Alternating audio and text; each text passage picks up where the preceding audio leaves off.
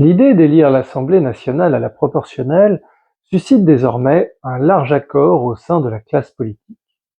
Comme cette idée est également très populaire et que le mode de scrutin législatif est fixé simplement par la loi et non par la Constitution, il semblerait que nous nous dirigions inéluctablement vers l'adoption de la proportionnelle pour élire nos députés. Pourtant, pendant longtemps, c'est plutôt le rejet de la proportionnelle qui faisait consensus, tout au moins parmi le personnel politique et dans les hautes sphères de l'État. Le mode de scrutin actuellement en vigueur, majoritaire uninominal à 2 tours, était considéré comme un élément essentiel du bon fonctionnement de nos institutions. Alors, qui a tort, qui a raison? Faut-il modifier le mode de scrutin législatif pour le rendre proportionnel? Ou bien faut-il, contre vents et marées, garder le mode de scrutin actuel? C'est la question que je vous propose d'examiner avec moi dans ce qui suit. Commençons par poser aussi clairement que possible les termes du problème. Les modes de scrutin sont théoriquement en nombre pratiquement illimité, aussi illimité que l'imagination humaine. Mais ils s'organisent tous autour de quelques grandes alternatives, dont la principale est l'alternative scrutin majoritaire, scrutin proportionnel. Le scrutin majoritaire signifie que le candidat ou la liste qui a obtenu la majorité des suffrages dans une circonscription remporte tous les sièges à pourvoir dans cette circonscription. Celui qui a obtenu 50,1% des voix est élu. Celui qui a obtenu 49,9% des voix n'a que ses yeux pour pleurer. Si en revanche le mode de scrutin est proportionnel, alors les sièges à pourvoir dans la circonscription seront répartis entre les listes qui se seront présentées aux électeurs à proportion des voix obtenues par chacune d'elles. Ainsi, une liste qui aurait obtenu 51% des suffrages exprimés obtiendrait théoriquement seulement 51% des sièges de la circonscription. La grande particularité du mode de scrutin majoritaire est son effet amplificateur. Le parti qui obtient le plus grand nombre de voix au niveau national tend à obtenir dans l'Assemblée un nombre de sièges bien plus que proportionnel à son nombre de voix. Prenons juste 2 exemples. En juin 1981, le Parti socialiste remporte 58% des sièges de députés, alors qu'au premier tour, il n'a obtenu qu'environ 37% des suffrages exprimés. En juin 2017, La République En Marche obtient 28% des voix au premier tour, ce qui lui donnera un peu plus de 53% des sièges à l'Assemblée. Bien entendu, l'effet amplificateur joue nécessairement dans les deux sens. Certains partis obtiennent un nombre de sièges moins que proportionnel à leur nombre de voix. Ainsi, par exemple, en 2017, toujours, avec environ 13% des suffrages exprimés au premier tour, le Rassemblement national n'a obtenu que 9 députés.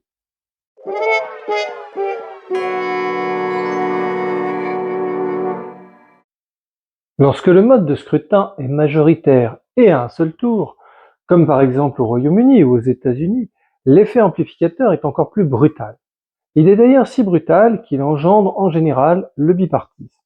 La quasi-totalité des sièges va aux 2 partis les plus puissants, et les autres partis politiques tendent à disparaître, car les électeurs se lassent de voter pour des formations qui n'ont pratiquement aucune chance d'obtenir des sièges au Parlement. Dans un régime parlementaire où le gouvernement doit être soutenu par une majorité au Parlement pour pouvoir gouverner, le scrutin majoritaire a donc une très grande vertu. Il favorise grandement l'émergence d'une telle majorité. Grâce au scrutin majoritaire, un parti peut, plus facilement, obtenir à lui seul une majorité de députés. Et si l'alliance de plusieurs partis est nécessaire pour y parvenir, les alliances doivent se faire avant le scrutin et peuvent ainsi être soumises aux électeurs. De plus, une majorité composite comportera en général 2 partis, rarement 3. Or, moins une majorité est composée et plus elle est solide, toutes choses égales par ailleurs. En revanche, et c'est son grand désavantage, le scrutin majoritaire dégage des majorités parlementaires qui ne reflètent qu'assez imparfaitement les nuances politiques entre lesquelles se partagent les électeurs. Le scrutin proportionnel présente des avantages et des désavantages strictement opposés. Il offre une photographie politique du pays beaucoup plus fidèle que le scrutin majoritaire, en ce sens que davantage de partis obtiendront des sièges au Parlement. Pour rester dans la métaphore photographique, on pourrait dire qu'avec le scrutin proportionnel, le grain de l'image est plus fin qu'avec le scrutin majoritaire. Mais la contrepartie est que le scrutin proportionnel favorise grandement l'émiettement de l'Assemblée et rend donc plus difficile la constitution d'une majorité gouvernementale. Bien évidemment, ceci n'est qu'une présentation schématique. Il existe plusieurs versions possibles du scrutin proportionnel, selon la manière dont on établit le rapport entre nombre de voix et nombre de sièges, selon le type de circonscription choisie, selon qu'il existe ou pas un seuil de représentativité, c'est-à-dire un certain pourcentage des voix à obtenir pour participer à la répartition des sièges, par exemple 5% des suffrages exprimés, etc., etc. Mais dans tous les cas, il est possible de dire que le scrutin majoritaire favorise la stabilité au détriment de la représentativité et que le scrutin proportionnel favorise la représentativité au détriment de la stabilité. Toutefois, l'analyse ne doit pas s'arrêter là. Le scrutin proportionnel a d'autres inconvénients, qui sont moins souvent mentionnés, mais qui sont bien réels. Tout d'abord, il renforce les partis politiques au détriment des électeurs.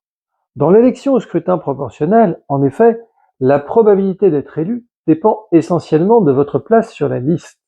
Les premiers de la liste seront toujours élus, les derniers ne le seront jamais, puisque la répartition proportionnelle des sièges se fait toujours en descendant des premiers aux derniers d'une liste. Or, c'est la bureaucratie du parti qui attribue les places sur les listes. Cela signifie que les élus deviennent entièrement dépendants de leur parti pour leur carrière. Ils ne peuvent plus établir de lien direct avec leurs électeurs, comme cela est possible avec le scrutin majoritaire, où chaque candidat se présente seul devant les électeurs et peut être élu sur son seul nom. Par ailleurs, une élection ne sert pas seulement à choisir un parti ou un programme, mais aussi à récompenser ou à sanctionner les responsables politiques en fonction de leur action passée. Or, avec la proportionnelle, les partis sont presque toujours assurés de faire élire leurs dirigeants en les plaçant en tête de liste. À moins qu'un parti ne perde d'un coup presque tous ses électeurs, ses principaux responsables sont, pour ainsi dire, immunisés contre la sanction électorale. Troisièmement, la proportionnelle neutralise l'arme de la dissolution. La dissolution vise, de manière générale, à résoudre une crise politique en dégageant une nouvelle majorité de gouvernement. L'effet amplificateur du scrutin majoritaire permet, la plupart du temps, d'y parvenir. Avec la proportionnelle, en revanche, il faut de forts déplacements de voix pour que la couleur du Parlement change sensiblement, ce qui arrive rarement. En fait, avec la proportionnelle, la Chambre après la dissolution sera le plus souvent essentiellement semblable à la Chambre avant la dissolution, et celle-ci n'aura servi à rien. Le scrutin proportionnel est souvent présenté comme plus démocratique que le scrutin majoritaire, du fait qu'il permet une plus grande adéquation entre le nombre de voix obtenues et le nombre de sièges. Mais c'est en vérité une conception très simpliste de la démocratie, car la démocratie ne se réduit pas au vote, et un parlement démocratique n'a pas à être une chambre d'enregistrement des variations de l'opinion publique. La représentation, par définition, n'est pas une copie conforme. Le Parlement doit, bien sûr, refléter dans sa composition les principales options politiques entre lesquelles se partage la population. Mais les représentants doivent aussi disposer d'une certaine autonomie par rapport à ceux qui les ont élus. Leur tâche est de faire la loi en fonction des arguments et des informations auxquelles ils seront exposés lors du travail parlementaire, et de décider en leur âme et conscience ce qui leur paraît le mieux pour la nation tout entière. À charge ensuite pour les électeurs de sanctionner ou de récompenser leur travail lors de l'élection suivante. Par conséquent, le ressort fondamental de la démocratie constitutionnelle, ce n'est pas la représentativité du Parlement, c'est la possibilité de l'alternance. La possibilité pour les citoyens de modifier réellement et sensiblement par leur vote le gouvernement de la nation. Or, précisément, la proportionnelle tend à détendre, voire à faire disparaître le ressort de l'alternance. Avec la proportionnelle s'installe le régime des partis, dans lequel les gouvernements naissent d'obscures tractations de couloirs entre les chefs des multiples formations politiques présentes à l'Assemblée, et tombent pour des raisons tout aussi obscures, sans que les élections donnent jamais aux citoyens la possibilité de formuler un mandat clair pour la direction du pays. Le régime des partis, ce sont, comme l'écrivait le général de Gaulle dans ses mémoires, Des gouvernements formés à force de compromis, battus en brèche de toutes parts, à peine réunis, ébranlés dans leur propre sein par les discordes et les dissidences, bientôt renversés par un vote qui n'exprime le plus souvent que l'appétit impatient de candidats au portefeuille, et laissant, dans l'intervalle, des vacances dont la durée peut atteindre plusieurs semaines. Notre régime représentatif est certes très mal en point, nul ne pourra sérieusement le contester, et c'est pour tenter de le remettre sur pied que la proportionnelle est proposée comme remède. Mais c'est à mon sens faire une grave erreur de diagnostic. Le problème n'est pas que notre Parlement serait insuffisamment représentatif des nuances de l'opinion publique. Le problème est plutôt que l'alternance y est devenue factice, pour diverses raisons qui dépassent largement le cadre de notre sujet. Loin d'apporter le soulagement espéré, la proportionnelle serait au contraire le dernier clou, ou peut-être l'avant-dernier clou, dans le cercueil de la Ve République. Ne commettons pas cette erreur. Merci d'avoir passé ce moment avec moi. Vous pouvez grandement aider mon travail en aimant cette vidéo, en la partageant et en vous abonnant. Car n'oubliez pas, le droit, c'est passionnant.